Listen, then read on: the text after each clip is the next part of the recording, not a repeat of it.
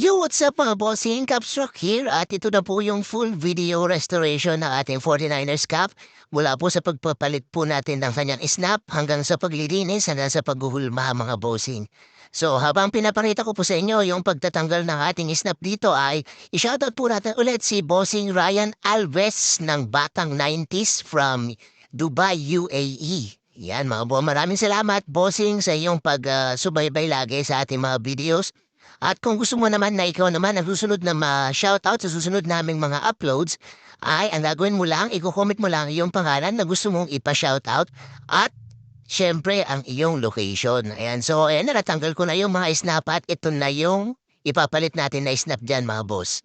So ayan na, hindi na natin pinapakita po yung kung paano tahiin mga boss dahil handmade lang po yan mga bossing ha. So ito na po, okay na po yung kanyang snap. So next po natin diyan ay huhulmahin, lilinisin na po natin 'yan mga bossing. So unahin muna natin siyang linisin sa tubig na plain lang, yung malinis na tubig.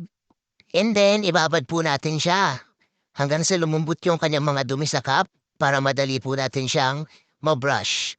Yan, next ayan na po tapos na natin siyang maibabad mga bossing. So brush na lang po 'yan gamit ay soft bristled brush po. Yan, para iwas po sa himulmol and then hugasan po natin siya sa running water para tanggal lahat at siguradong walang maiwan na dumi. Yan, so okay na napatuyo na po natin mga bossing ay yung cup. Ang gagawin po natin dyan next ay ihuhulma na. So ito na po yung ating ginagamit na hulmahan, leather, plastic po ang gagamitin natin ngayon. So kung gusto niyo pong bumili ng hulmahan na yan ay available po yan mga boss. Nagbibenta po ako niyan mga bossing. At ito naman ang aking ginagamit na steamer. Ayan mga bossing, heavy duty na steamer po yan. Hindi po ako nagbebenta niyan pero pwede ko po sa inyo ma-share ang link kung saan ko po nabili yan mga bossing. Doon na lang po kayo bumili. Mga 1,000 plus yan, mga 1,200 yata yan. Bili ko dyan mga bossing.